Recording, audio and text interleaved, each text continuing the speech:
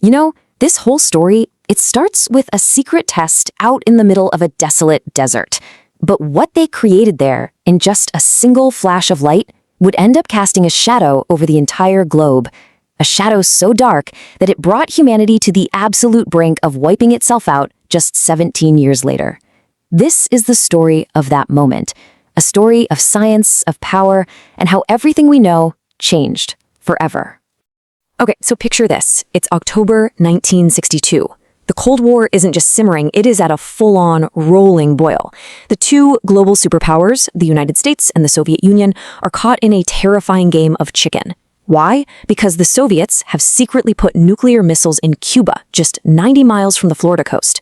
For 13 days, the entire planet just held its breath, knowing that one wrong move, one tiny miscalculation, could unleash a full-scale nuclear war. And we now know, thanks to declassified intelligence, just how terrifyingly close we came. Things escalated so fast, and it all came to a head on October 27th, a day that literally gets called Black Saturday for a reason. You had a Soviet sub cornered by the US Navy that came within a hair's breadth of launching a nuclear torpedo. At the same time, an American spy plane gets shot down over Cuba. For a few nail-biting hours, it felt like nuclear war wasn't just a possibility, it was about to happen. So that's what makes you stop and think, right? How on earth did we get here? How did we as a species manage to unlock the power to literally destroy everything? To figure that out, we have to rewind the clock, all the way back to the beginning. We're going back to World War II, to the ultra-secret Manhattan Project. You've got all these brilliant minds, all gathered in one place with a single, urgent goal: build an atomic bomb before the Nazis can. But they hit a wall, a massive one. It was a fundamental problem with the physics, and they called it the plutonium problem. See, the scientists had two main ideas, two paths they could take. The first, using uranium, was pretty straightforward. It used a gun-type design that was simple and, well, they were pretty sure it would work. But the second path, using plutonium, was a huge problem. Plutonium was way easier to make in the large amounts they needed, but a physicist named Emilio Segre figured out it had a failed flaw.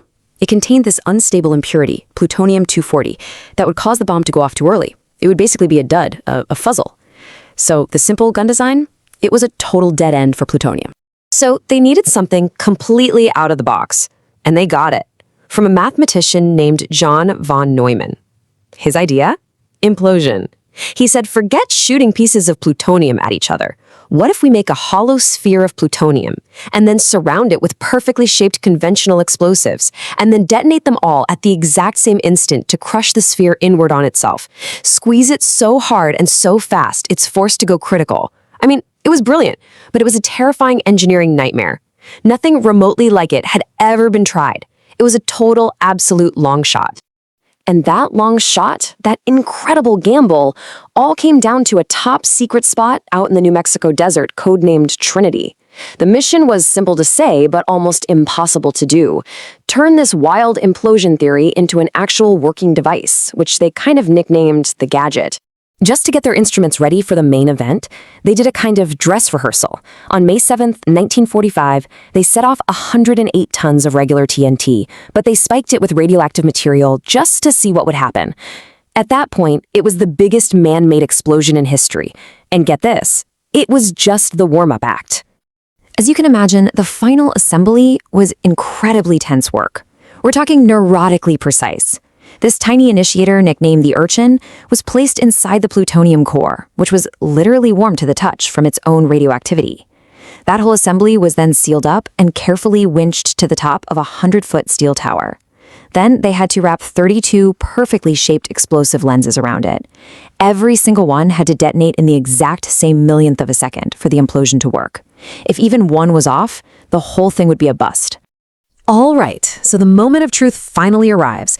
In the pitch-black pre-dawn hours of July 16, 1945, all the scientists and military brass gathered in bunkers miles away from the tower. They were about to see what years of top-secret work had created. And honestly, absolutely no one knew for sure what was about to happen. And this just perfectly shows you how much they were flying blind. They actually started a betting pool on how big the explosion would be. J. Robert Oppenheimer, the guy in charge of the whole project, guessed it would be a tiny 0.3 kilotons. Others, like Edward Teller, were way more optimistic, guessing 45. Let that sink in. The guys who built the bomb had no real clue what it was about to do. And as if the mood wasn't tense enough, a massive thunderstorm rolls in, forcing them to delay the test. You can't make this stuff up. They were absolutely terrified that a random bolt of lightning might hit the tower and set off the conventional explosives, which would have been a total catastrophe. In the middle of all this stress, you have the brilliant physicist Enrico Fermi, kind of breaking the tension with some of the darkest humor imaginable. He started going around taking side bets on two outcomes. Either the bomb would be a total dud and fail to go off, or it would accidentally set the entire Earth's atmosphere on fire, destroying New Mexico first and then, the rest of the world. The storm finally cleared. The countdown started again, and then at exactly 5:29 and 21 seconds in the morning, it happened. In that single instant, the desert was lit up by a light that no one had ever seen on Earth before, brighter than 1,000 suns. And as he watched this terrifying, strangely beautiful mushroom cloud climb into the sky, Oppenheimer famously remembered a line from Hindu scripture. He knew in that one moment that the world he knew was gone forever. But the test director, Kenneth Bainbridge, had let's just say a more blunt take on it. He turned to Oppenheimer in the deafening silence after the blast and just said, "Now we are all sons of bitches." They got it. Instantly. They understood the awesome and terrible power they had just let out of the bottle. So what was the actual tower? The final number came in at around 25 kilotons of TNT.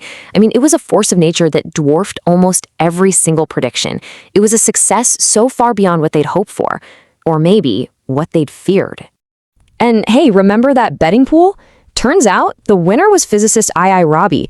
He showed up late to the test site, and the only number left for him to bet on was 18 kilotons. By pure chance, he made the closest guess of all. But the success at Trinity wasn't just a science experiment. What happened in that desert? It was a geopolitical earthquake. The shockwaves from that one single explosion were about to reshape the entire planet and lead us, 17 years later, right back to the crisis we started with. News of the test was immediately sent in this cryptic, coded message to President Truman. He was over in Potsdam, Germany, meeting with Churchill and Stalin to decide the fate of the post-war world.